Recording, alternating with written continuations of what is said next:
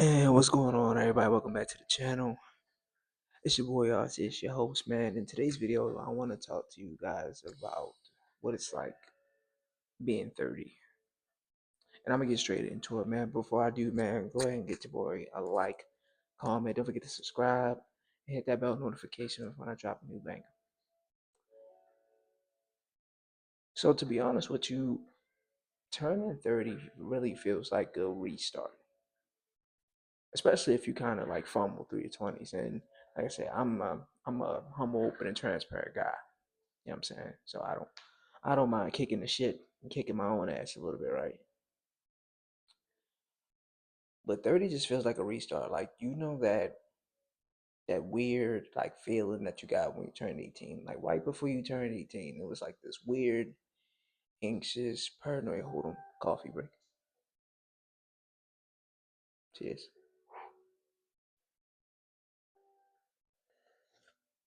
Well, that's still very hot. Should have put some ice on that. But you know that very uncomfortable feeling you felt when you were about to turn 18. I don't know for you guys, but for me, like when I was 17 and I was about to turn 18, I had this unshakable like dread feeling almost. Kind of like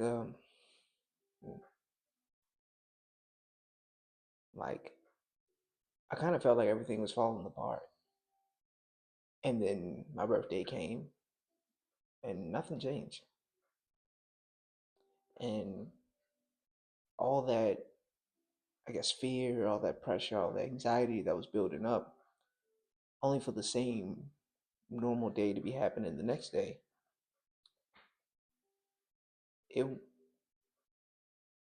it was a sense of relief, but it also kind of put a fire under my ass. And I started working, right? Got my first place, um, and just kind of kept building and transitioning from this part of life to that part of life, that part of life. And ultimately,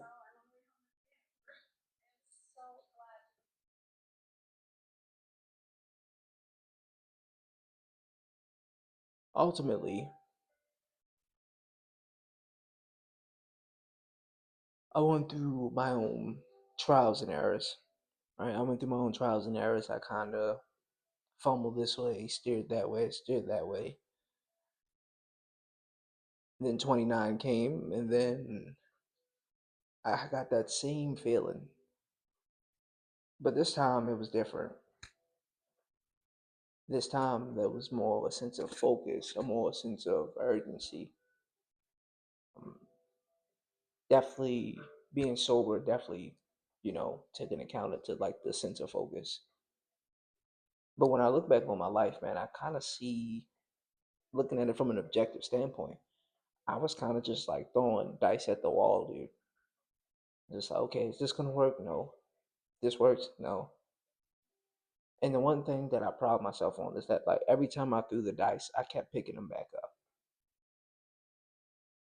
And that's not easy to do, right? Especially when you like put 110% day in, day out to something and then it turns out that it doesn't work, right?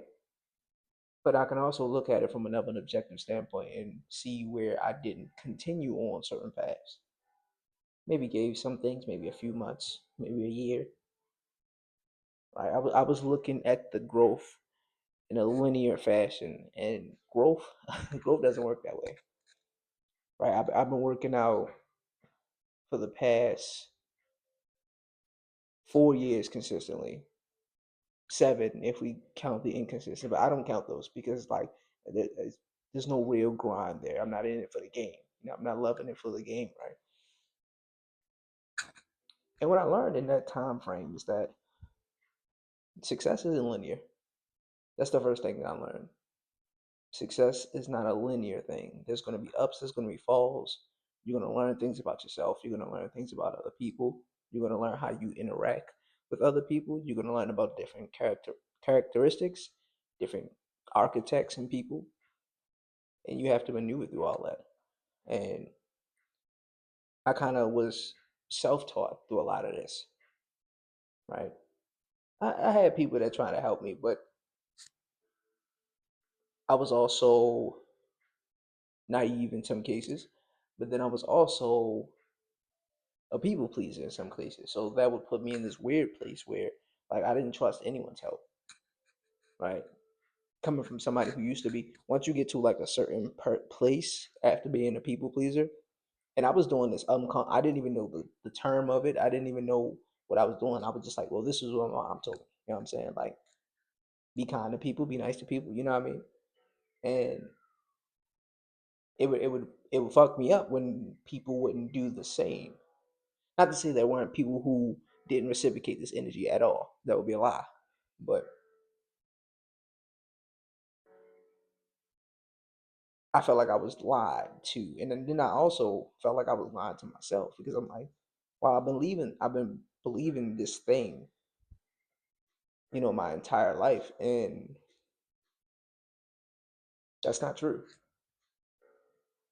And when you find out that things like that aren't true, and you've been kind of living that way, it's like it's a mind, you know, it hits the brain a little different because you're like, yo, I've literally been living a lie. And I think the worst part about it is when it's unconscious, right? You're not aware of the lie that you're living. And then when you become aware of it, you're like, yo, like I'm a fraud in this particular area. Whatever that area looks like to you, for me, it was people pleasing. Because I always thought I was doing the right thing, right? The sacrifices that I made, the helping people who clearly wasn't going to invest in me the way I was investing in them. I thought I was doing the right thing. All the while, I was neglecting myself. So that's another thing that I learned, from my 20s, from 18 plus, is to never neglect yourself, right? And I know that's cliche and it's probably like a tons of self improvement videos and stuff like that, but this video isn't for you to write down a list. It's more of a story. I think one of the best ways we can learn is from other people.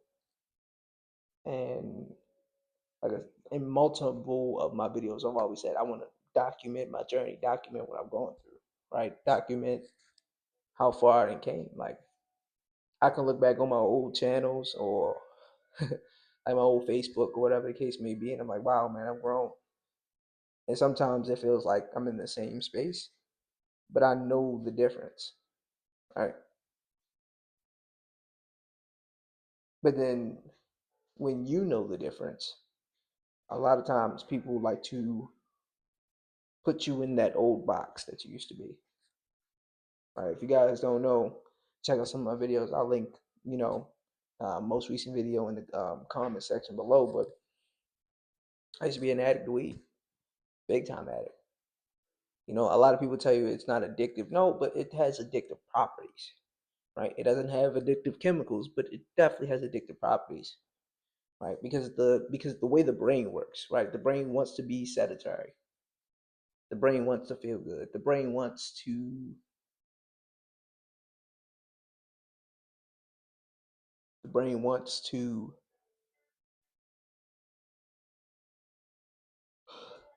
be comfortable.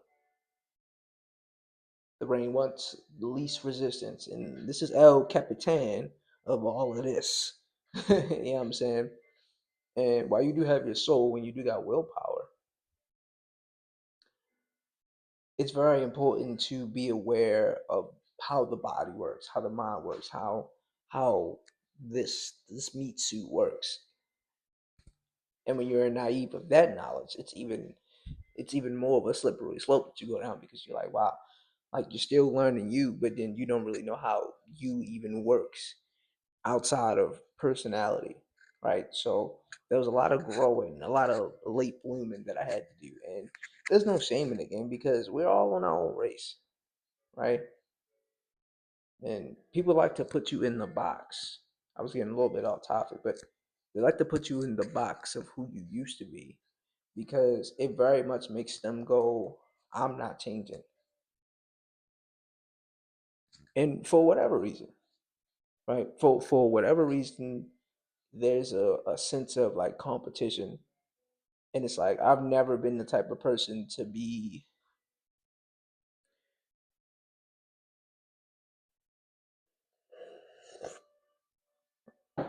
jealous of anyone. I've had moments of envy, but it was like good moments, like, still having my family as a whole, right? Being able to come home, I'll see my mom and my pop, my sister and stuff like that, you know. So I've had moments like that, but it was never like, oh, I'm better than this person, so I should have what they have. Well, clearly two things. If I was meant to have it, I would have it.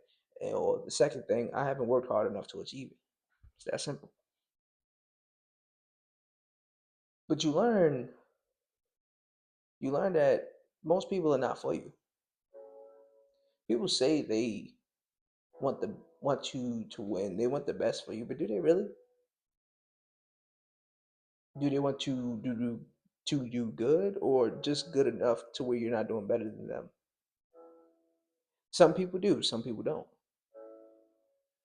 And rolling back, when you come from a place of, the unaware of people pleasing, and you just being overly kind, but you're not doing it from a place of like, oh, I deserve something back. But it's just you come from a thought of like, okay, well, if I'm doing this and it's genuine, why aren't you being this form of genuine back to me? Now, it doesn't necessarily have to be the same thing, but coming from that space to doing a complete 180, it's like people almost get offended that you changed. I've had to drop a lot of people out of my life, uh, due to be my fault or theirs. And this is no shade against them. This is, like I said, this is a story. I'm just reflecting. So these are some of the things that I've come across and I've realized in my early 20s up until now. But we still on the journey, baby. Right? We still got things to do. We got content to make. So I got some short films. I got some good stuff coming for you guys. I just want to make sure this is being done right this time. A lot of my last short film series, Fang. I think the last two parts of it, or the last part of it, I kind of was just trying to rush to get it out. The first few parts I kind of really like locked in, but then the last part I was just like trying to trying to rush because, to be honest, I was procrastinating a little bit. And nah. My fans deserve better than that. The people who support me deserve better than that. You guys deserve better than that. So really locked into what we got going on. Um, I think I keep fumbling this word, anthropological. I think I'm saying that right. I need to get a dictionary. But that's what the next set of short films are going to be. It's going to be an anthropological series. Um, and they all do tie to each other in a way. And I'm gonna leave it up to you guys to kind of put that together, man. But I wanted to get some content out to you guys, and just letting you know, guys, man. Like, thank you, thank you guys for tuning in. Thank you guys for liking, subscribing to the channel, comment. It means the most to me. It really do. Content creation is something that I've always wanted to do, and now I'm in a space where I can actually really give you guys my all in terms of the content that I want to create. And obviously, you guys like this content. Um, so yeah, thank you. Thank you for watching Aussie's View TV. Good night.